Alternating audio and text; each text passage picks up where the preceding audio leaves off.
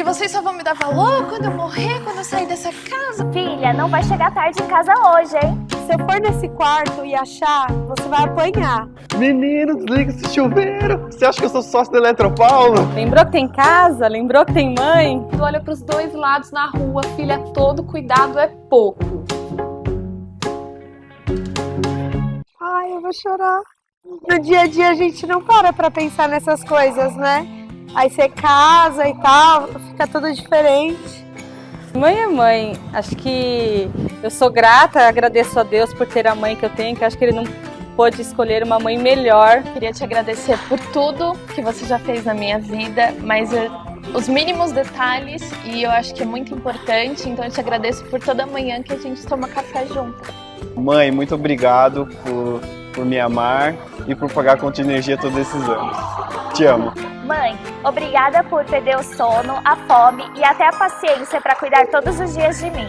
Mãe, obrigada por lembrar de todas as minhas comidas preferidas e cozinhar pra mim mesmo depois de casada. Obrigado por você sempre ter insistido para que eu tomasse, que fossem as menores atitudes. Eu tenho certeza que tudo isso fez diferença para estar conquistando tudo que eu estou conquistando hoje. Mãe, obrigada por me fazer uma mulher honesta e com caráter. A minha meta de vida é ser uma mãe como você é, ser uma mulher de fibra como você é mostrar os valores que você mostra todos os dias para nós. Eu quero fazer o mesmo com as minhas filhas e dizer que eu te amo além de todos os horizontes que existem. Parabéns pelo seu dia. Um beijo.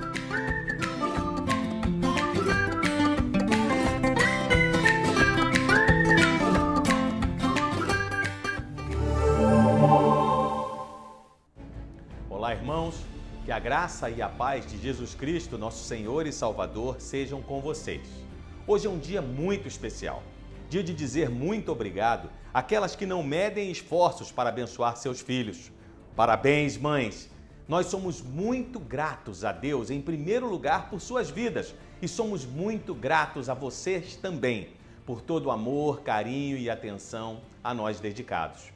Vocês merecem cada homenagem que já receberam ou irão receber nesse dia. Mas esse dia é especial porque é domingo, dia em que os cristãos no mundo inteiro se reúnem para adorar a Deus. E se torna ainda mais especial porque é dia de celebrarmos juntos a ceia do Senhor, um memorial da oferta de amor que o Senhor Jesus fez ao morrer na cruz em nosso lugar. É daqui a pouco, às 9h30, com o pastor Carlos Henrique.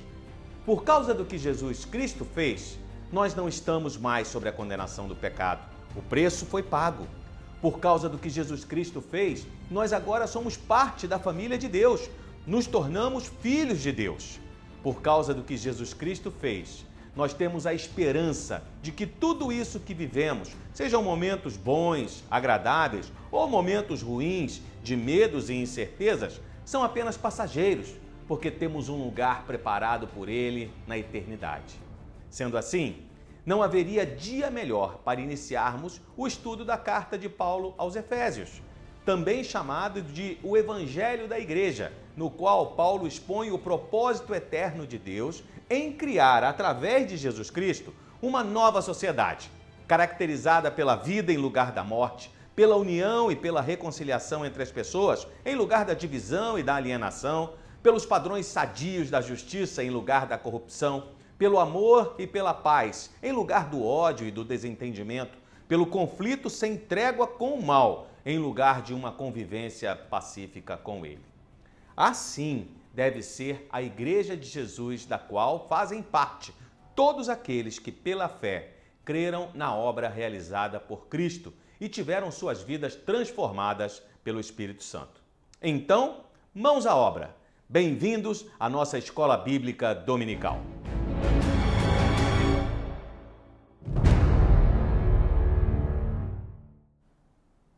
A carta aos crentes da igreja em Éfeso é a mais impessoal das cartas de Paulo, o que leva alguns estudiosos a imaginar que talvez esta seja uma espécie de carta circular que deveria ser lida em várias igrejas, pois a carta não trata de nenhum assunto que seja específico de uma igreja em particular. Seus temas dizem respeito a todos os cristãos, principalmente aos que eram gentios antes de se converterem ao cristianismo. Por outro lado, é importante notar que a carta é expressamente endereçada aos santos e fiéis em Cristo que estão em Éfeso, região que ele conhecia muito bem, pois durante 3 anos fez dessa importante cidade, centro comercial de primeira categoria, sua base de operações ao longo da sua 3ª viagem missionária. A carta aos Efésios, juntamente com as cartas que Paulo escreveu aos Filipenses, Colossenses e a Filemon, são chamadas de as cartas da prisão, pois provavelmente foram escritas durante os anos da primeira prisão de Paulo em Roma. O documento inteiro é uma combinação magnífica da doutrina cristã e do dever cristão, da fé cristã e da vida cristã, daquilo que Deus fez através de Cristo e do que nós devemos ser e fazer em decorrência disso. Se você já está pronto com sua Bíblia e seu caderno de apontamentos em mãos, então vamos lá. Efésios capítulo 1. Bendito seja o Deus e Pai de nosso Senhor Jesus Cristo, que nos abençoou com todas as bênçãos espirituais nas regiões celestiais em Cristo. Depois das saudações de estilo nos versos 1 e 2, Paulo inicia a sua carta com um dos mais belos hinos de louvor da era cristã, que vai até o verso 14, e depois claramente faz uma oração pelos Efésios. Como lemos, Paulo faz um jogo com a palavra bendizer, que basicamente significa falar bem de. Ele bendiz a Deus, porque Deus nos abençoou com todas as bênçãos espirituais em Cristo, sugerindo algo que já foi consumado. Ou seja, o crente já é recebedor dessas bênçãos. O que precisamos agora é nos apropriarmos destas bênçãos e experimentá-las, o que se faz através do estudo, da meditação e da obediência à palavra de Deus, e também através da oração. Parte dessas bênçãos está descrita nesse primeiro longo parágrafo, lista que, embora exaustiva, não é completa, pois não fala de todas as bênçãos que recebemos de Deus, como, por exemplo, os dons espirituais dados aos crentes para a edificação da igreja, mas inclui a eleição, a predestinação, a redenção, a herança, o selo do Espírito e, acima de tudo, a graça de Deus para conosco. Então vejamos, devemos bendizer a Deus porque Deus nos escolheu nele antes da criação do mundo para sermos santos e irrepreensíveis em sua presença. Em amor, nos predestinou para sermos adotados como filhos por meio de Jesus Cristo, conforme o bom propósito da sua vontade, para o louvor da sua gloriosa graça, a qual nos deu gratuitamente no amado. É possível que você esteja pensando agora, um momento, pastor, não fui eu quem escolhi seguir a Cristo? Então como funciona essa eleição e predestinação citadas por Paulo aqui? Onde fica o meu livre-arbítrio? Bem, lembra da carta que Paulo escreveu aos Gálatas? Ele disse, foi para a liberdade que Cristo nos libertou. Somos livres até para não desejar nenhum tipo de relacionamento com Deus, muito embora não sejamos livres das consequências das escolhas que fazemos, não é mesmo? Então a resposta às suas perguntas é, sim, realmente você e eu escolhemos seguir a Cristo e livremente, mas somente porque na eternidade Deus nos escolheu primeiro. Eleger é escolher, dar preferência a algo ou a alguém. E predestinar significa literalmente escolher desde o começo. Eu não tenho muita dificuldade em reconhecer que essas doutrinas são bíblicas, ligadas diretamente à vontade soberana de Deus, mas também não tenho dificuldade em reconhecer que em sua soberania, Deus escolheu nos conceder o livre-arbítrio, ou seja, a capacidade de fazer escolhas. O Senhor Jesus falou muito sobre isso. Ele falou sobre 2 caminhos, um caminho espaçoso e confortável e outro estreito, cheio de obstáculos e inconvenientes. Falou de 2 portas, uma larga e outra estreita, de difícil acesso. O caminho espaçoso e a porta larga levam à perdição, enquanto o caminho e a porta estreita nos conduzem à vida eterna. Quem faz essa escolha? A Bíblia é repleta de versículos que apontam para a extensão do amor de Deus pelo homem e sua vontade de que todos sejam salvos, a ponto de enviar o seu próprio Filho Jesus para morrer em nosso lugar. Mas essa é uma escolha que o homem deve fazer. Ele nos ama tanto que nos permite escolher se queremos ou não um relacionamento com Ele. Por outro lado, nossa escolha é uma surpresa para Deus? Ele por acaso não sabe que escolhas serão feitas? As escolhas certas que faremos? As escolhas erradas?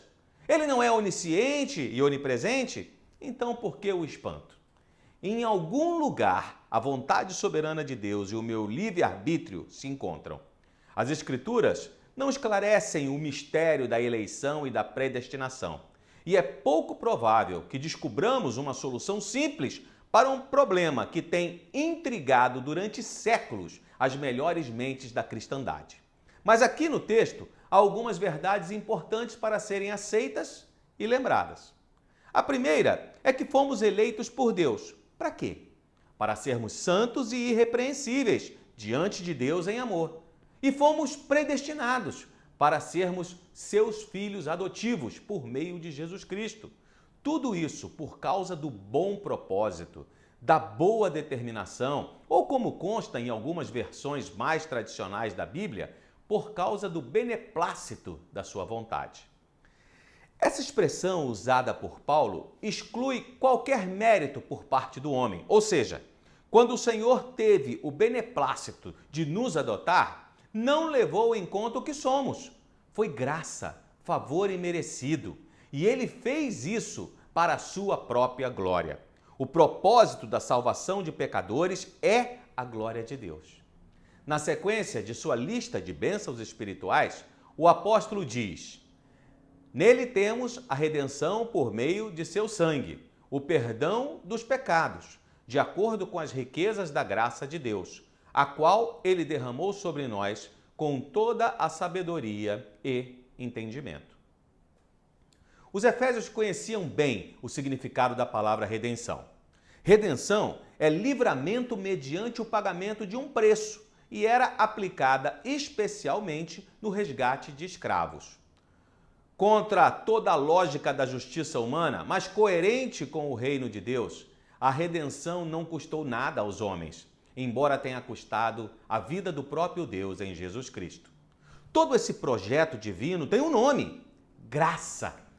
E ele fez jorrar da cruz a sua graça sobre todos aqueles que a aceitam. Continuando sua argumentação sobre o bom propósito, sobre a boa vontade de Deus, Paulo afirma: e nos revelou o mistério da sua vontade, de acordo com o seu bom propósito que ele estabeleceu em Cristo, isto é, de fazer convergir em Cristo todas as coisas, celestiais ou terrenas, na dispensação da plenitude dos tempos.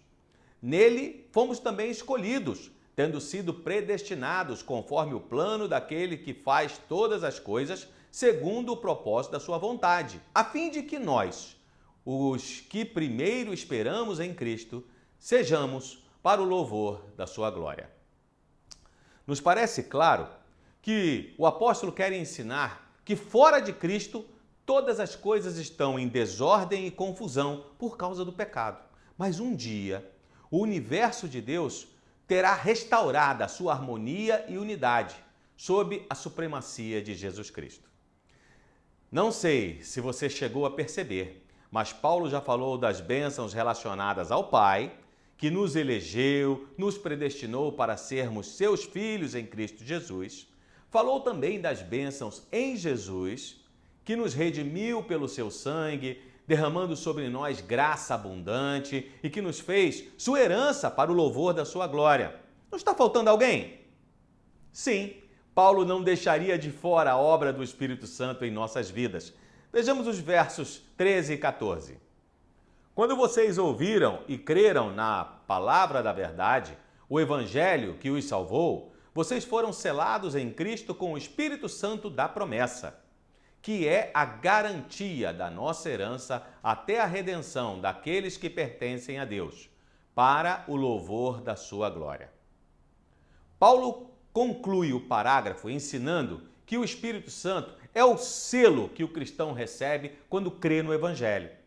O selo era um sinal de propriedade, ou seja, a presença do Espírito Santo em nós determina que pertencemos a Deus e é também a garantia de todas as bênçãos por vir. Deste ponto em diante, até o final do capítulo, Paulo fala de suas orações pelos Efésios, que nós não observaremos em razão do tempo, para que o nosso encontro não se prolongue em demasia. No entanto, recomendo que você faça a leitura do texto. Se surgir alguma dúvida, nós podemos interagir aqui mesmo no canal, usando a ferramenta Comentários, para que outros possam também ser abençoados por sua participação, ok? Quando chegamos ao início do capítulo 2 da carta, somos levados a pensar em nossa sociedade.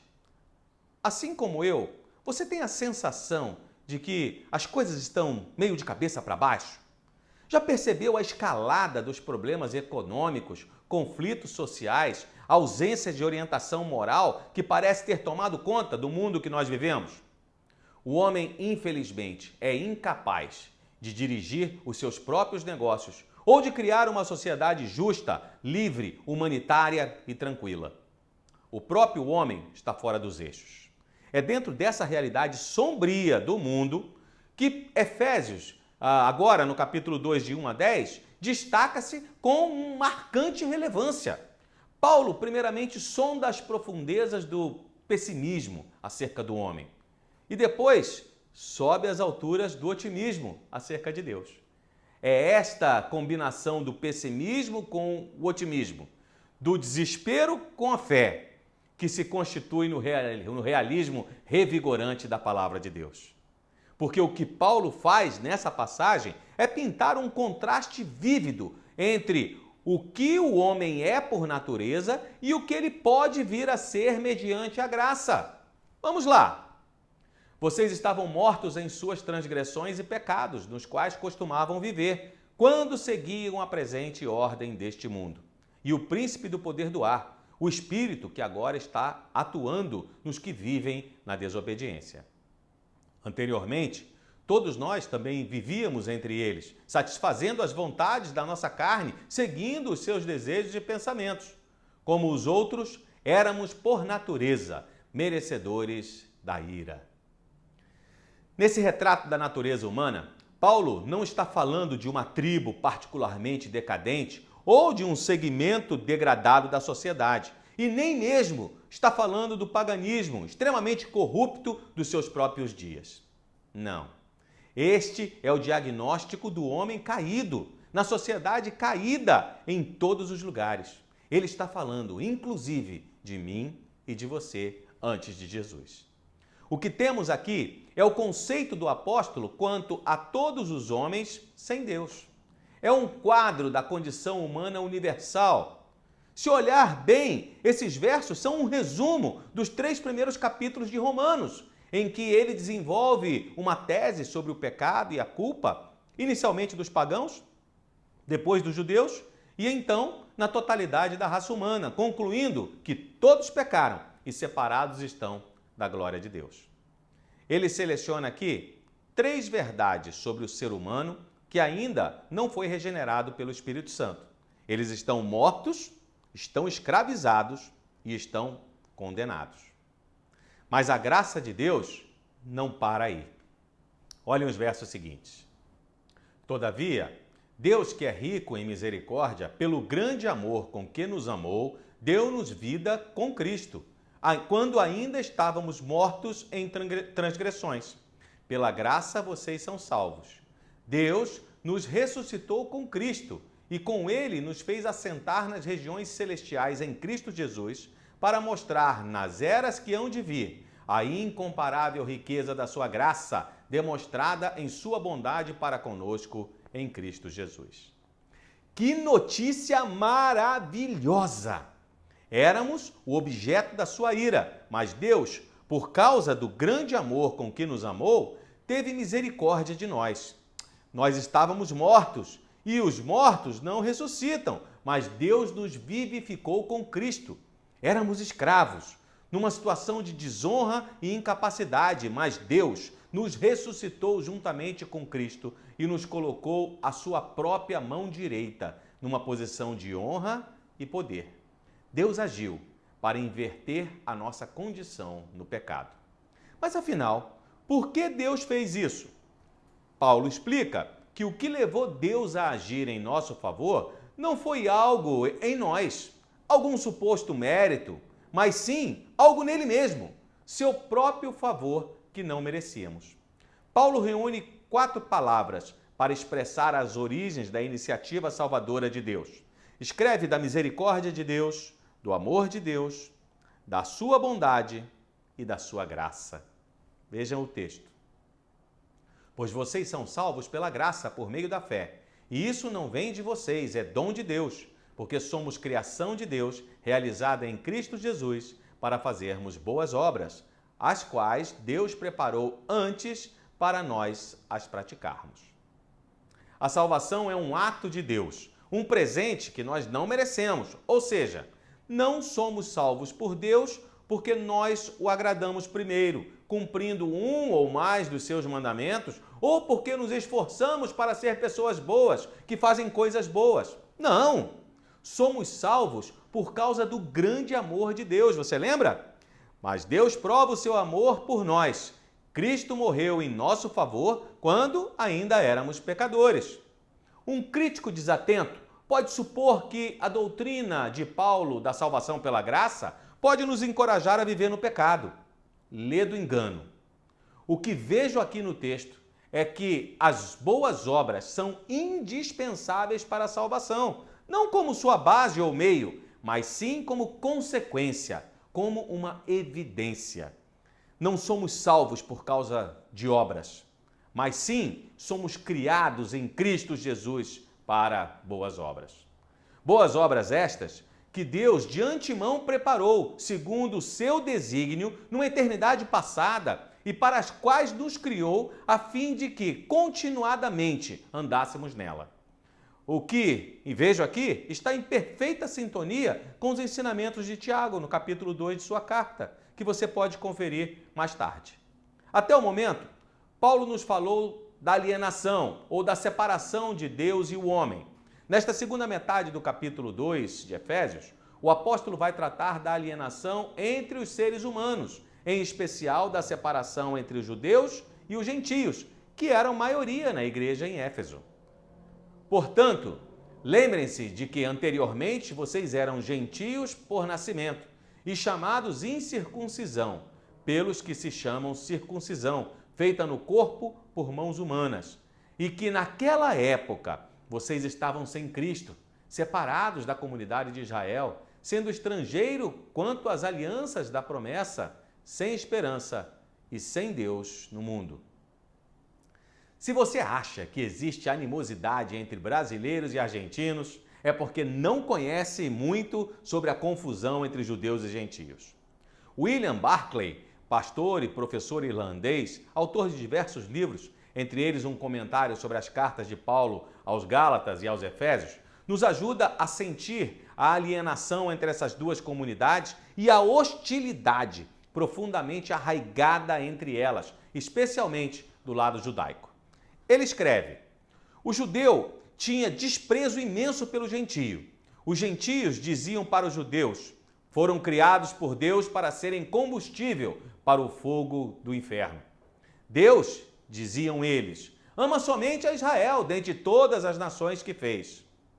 Não era nem sequer lícito prestar ajuda a uma mãe gentia em sua necessidade mais urgente em meio ao parto, porque isto seria apenas trazer outro gentio para o mundo. A barreira entre eles era total. Se um rapaz judeu se casasse com uma moça judia, ou uma moça judia se casasse com um rapaz gentio, então era realizado o enterro simbólico da moça ou do rapaz judeu. Semelhante contato com um gentio era equivalente à morte. Sendo assim, Paulo descreve a situação desesperadora em que se encontravam os gentios. Eles não participavam da aliança de Deus com Israel porque não eram circuncidados. Eles não tinham um Messias, um Salvador. Eles não eram parte de Israel, o povo eleito. E por isso mesmo estavam alienados em relação às alianças, sem esperança e sem Deus no mundo. Mas tudo isso agora é passado para os efésios, porque Cristo deu um basta nessa alienação. Veja como Paulo explica isso. Mas agora em Cristo Jesus, vocês que antes estavam longe, foram aproximados mediante o sangue de Cristo, pois Ele é a nossa paz, o qual de ambos fez um e destruiu a barreira, o muro de inimizade, anulando em seu corpo a lei dos mandamentos expressa em ordenanças. O que era essa parede de separação? Bem, estudiosos mencionam que existem pelo menos três grandes blocos que construíram essa parede entre os judeus e os gentios. O primeiro era a separação física, entre eles no Templo de Jerusalém. Os que não eram judeus não podiam ir além do chamado pátio dos gentios, que ficavam no nível inferior às demais estruturas do templo, inclusive sob risco de morte. O segundo bloco que compunha essa parede era a própria lei judaica, com todas as suas prescrições de dieta e de pureza ritual. Para cumprir a lei, os judeus evitavam contato com os gentios e, por causa disso, desenvolveu-se o terceiro bloco, uma relação de animosidade, frequentemente mútua entre os dois grupos. Faço uma pequena menção aqui ao fato de que o Velho Testamento nada tem a ver com essa animosidade, porque Deus ordenou que os estrangeiros fossem amados, porque Israel mesmo havia sido estrangeiro no Egito, lembra? O problema foi a preocupação excessiva dos judeus com a lei cerimonial em detrimento da lei do amor. Por que Cristo destruiu esse muro da vergonha? Paulo explica. O objetivo dele era criar em si mesmo, dos dois, um novo homem, fazendo a paz e reconciliar com Deus os dois em um corpo, por meio da cruz, pela qual ele destruiu a inimizade. Ele veio e anunciou paz a vocês que estavam longe e paz aos que estavam perto, pois por meio dele, tanto nós como vocês temos acesso ao Pai por um só Espírito. Que genial! Paulo sentiu drama entre o judaísmo e o evangelho. Como conciliar duas realidades? Elaborando um conceito que fosse compatível com a introdução de comunidades não subordinadas à lei judaica, o novo povo de Deus. Essa base teológica apresentada agora a judeus e gentios é resultado da morte de Jesus na cruz. Cristo fez judeus e gentios um só corpo, ou um novo homem, de fato, uma nova sociedade, uma nova humanidade, em que a alienação cedeu lugar à reconciliação e a hostilidade cedeu lugar à paz. Judeus e gentios estão em plena igualdade. Deus não é apenas de Israel, mas sim da igreja, formada por judeus e gentios. A fim de indicar a riqueza da sua nova posição e de seus novos privilégios em Cristo, Paulo apela para três modelos familiares de igreja, que se desenvolvem em muitas outras passagens das Escrituras. Retrata a nova comunidade de judeus e gentios como sendo o reino de Deus, a família de Deus e o templo de Deus. Vejam o que ele diz. Portanto, vocês já não são estrangeiros nem forasteiros, mas concidadãos dos santos e membros da família de Deus, edificados sobre o fundamento dos apóstolos e dos profetas, tendo Jesus Cristo como pedra angular, no qual todo o edifício é ajustado e cresce para tornar-se um santuário santo no Senhor. Nele, vocês também estão sendo edificados juntos para se tornarem morada de Deus por seu Espírito. O reino de Deus não é uma jurisdição territorial, nem sequer uma estrutura espiritual. O reino de Deus é o próprio Deus regendo o seu povo, outorgando-lhe os privilégios e as responsabilidades que o seu domínio subentende. É desse reino que nós agora fazemos parte. Somos cidadãos dos céus. Aqui somos apenas embaixadores do Rei. Em Cristo, judeus e gentios são mais do que concidadãos sob o governo divino. Vivem juntos como filhos em sua família. Se somos filhos, então somos irmãos.